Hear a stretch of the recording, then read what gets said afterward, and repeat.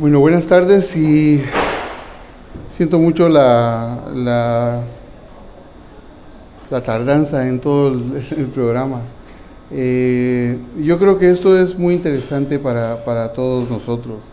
Hemos tenido a través de toda la reunión muchas grandes ideas, mucho conocimiento compartido. Hemos empezado la reunión y le hemos llamado un viaje al pasado en las anomalías vasculares. Hemos tenido algunas imágenes muy bonitas y que nos ha costado conseguir e incluso llevar a hacer cuadros de ellas con la ayuda del doctor Girón, de Pierre Fabré y la colaboración de mucha gente que ha hecho esto una realidad. Hemos recordado algunas de estas cosas que están en esta diapositiva que el doctor Girón ya nos ha hablado. ¿Y por qué es importante que conozcamos la historia? ¿Por qué nos hemos puesto a pensar en esta reunión, en pensar en el pasado, en pensar en la historia?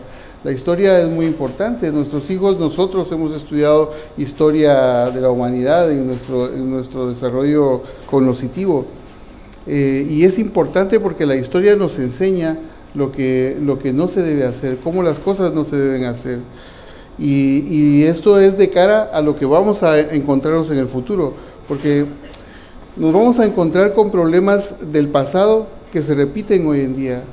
Por ejemplo, este niño que vemos aquí en una pintura, y vemos la foto de un niño con un hemangioma muy similar al de la pintura, es decir, el mismo problema del pasado, pero en nuestro presente. Y ciertamente lo vemos ya involucionado, porque ya aquí estamos teniendo un tratamiento que antes no teníamos, es decir, que hemos aprendido que se puede hacer con clavos, con radium, con muchas cosas, pero que ahora mismo hemos evolucionado tanto que estamos tratando adecuadamente estos problemas. Entonces hemos querido hacer por eso un diagnóstico del presente, de cómo está la situación actual de las anomalías vasculares en España.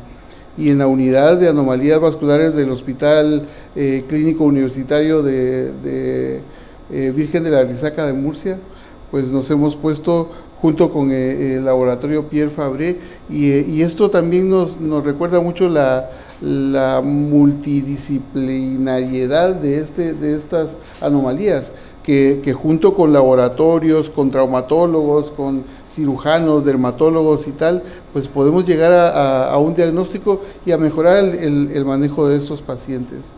Entonces se hizo una encuesta, se pasó una encuesta en muchos de los lugares de España, se incluyeron algunas de bastantes provincias de España que incluyen la mayor parte de las comunidades autónomas, es decir que hay una representatividad de la mayor parte del territorio español. La mayoría de los encuestados fueron dermatólogos, en total hubo 67 encuestas y 62 fueron dermatólogos. Esto es exactamente lo mismo que dije antes. Y entonces empezamos a preguntar, ¿no? ¿Qué tienen ustedes comité de anomalías vasculares? ¿Sabe quién forma parte del comité? Pues, empezamos a recibir respuestas interesantes. La mayoría no nos contestó. Y hemos pensado que si no responde, es más o menos lo mismo que no hay comité de anomalías vasculares, que no sabe quién tiene que formar parte. Ahora, buscando lo positivo en esta diapositiva, hemos descubierto que la mayoría de la gente que respondió piensa que esto debe ser multidisciplinar, y a eso nos hace pensar que la gente está bastante bien orientada, la que respondió. En cuanto a que si tienen una consulta de anomalías vasculares, es decir, una unidad de anomalías vasculares, pues vemos que la menor cantidad de gente encuestada nos dijo que sí, y la mayoría entre no y no responde, que para nosotros es lo mismo que no tienen. Si la tienes, y si no la tienes, como decíamos en el análisis. La mayoría todavía no tienen una consulta de anomalías vasculares, que puede ser porque van bien, porque el dermatólogo ve unos, el pediatra ve otros, el cardiólogo ve otros, el cirujano, en fin, que van bien así. Pero vamos a través de estas charlas que tenemos al final de esta reunión, a descubrir que la mejor manera es unirse. La unión hace la fuerza y en este caso también. En cuanto a con qué periodicidad se reúnen, pues los que se reúnen lo hacen la mayoría mensualmente, como nosotros lo vamos a ver. Entonces, si no hay consulta monográfica de anomalías vasculares, pues la mayoría de los que ven las anomalías vasculares en este caso son dermatólogos, probablemente porque son los que más encuestados fueron, pero también incluye algunos de los otros especialistas que hoy nos han acompañado. Y el responsable de la unidad de anomalías vasculares, en general, los que tienen anomalías vasculares, la mayoría son dirigidas por un dermatólogo, o por un cirujano pediátrico, un pediatra, y otros que no especificaron quién. Y los que deben de tratar las anomalías vasculares, nos volvemos a la primera diapositiva, es decir, que la mayoría de la gente piensa ya que este abordaje debe de hacerse a través de un manejo multidisciplinario. Esto, como decimos nosotros siempre en la unidad, aquí no estamos para ponernos medallas, sino para juntos lograr llegar a un diagnóstico y a un tratamiento correcto. La ISBA es bastante conocida y su clasificación, es decir, que la mayor parte de la gente la utiliza. También la mayoría de la gente encuestada conoce esta sociedad de anomalías vasculares y hay más de la mitad de la gente que alguna vez ha asistido. De hecho, es algo que nos sorprende, que cada reunión pues tenemos una asistencia importante de gente. En cuanto a saber cómo se organiza un comité de anomalías vasculares, pues es lo mismo, ¿no? Hay un 61% que no sabe cómo se organiza. Bueno, entonces quisimos saber también cosas muy concretas, muy específicas. ¿Administran antiangiogénicos? Entonces, empezamos con el propranolol. La mayoría conocen el propranolol y lo utilizan. Y cuando preguntamos en qué indicaciones, pues sí, la gente sabe que se utiliza en hemangioma infantil, pero también he puesto estas respuestas tal como las encontramos, porque también nos hace pensar que nos falta todavía trabajo que hacer en cuanto a la nomenclatura. Todavía utilizamos algunos nombres que no sabemos, ¿no? Hay, por ejemplo, angiomas capilares, hemangioma en fresa, que son de la nomenclatura. Hemos estado trabajando en ello en nuestro hospital y todavía nos hace falta seguir trabajando. Pero bueno, poco a poco. La mayor parte de la gente administra el propranolol, el dermatólogo, también el pediatra, cirujanos pediátricos, en fin. Casi todos utilizan o hacen una valoración cardiológica antes de iniciar el tratamiento. En cuanto a otros antiangiogénicos como el sildenafilo, no lo conocen, o la rapamicina.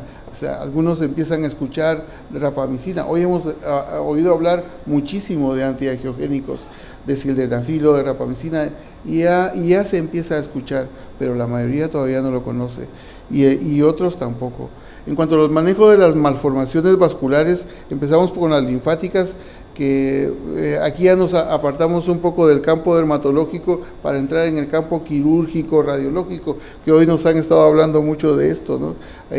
Algunos piensan que hay que operarlos, tanto el cirujano pediátrico como el vascular, otros los derivan y otros los tratan los radiólogos, lo que hemos dicho, ¿no? Y algunos de ellos piensan que debe manejarse como un equipo multidisciplinar.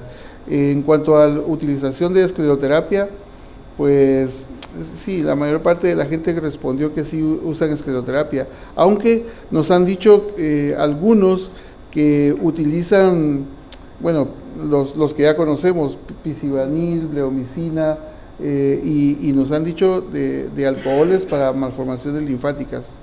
Bueno, las malformaciones venosas continúan siendo para nosotros la gran desconocida. Esto es, 5 contestaron algo acerca de las malformaciones venosas. Eso nos indica que casi nadie las conoce.